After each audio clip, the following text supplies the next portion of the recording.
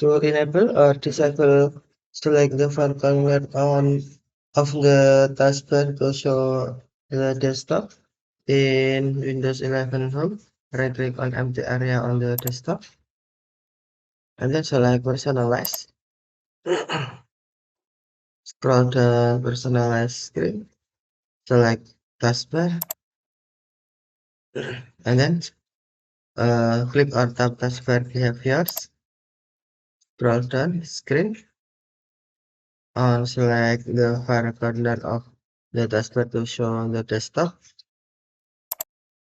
Check to enable or uncheck to disable. Check to enable, select the far corner of the taskbar to show the desktop, or uncheck to disable. Okay, thank you for watching. Have a nice day.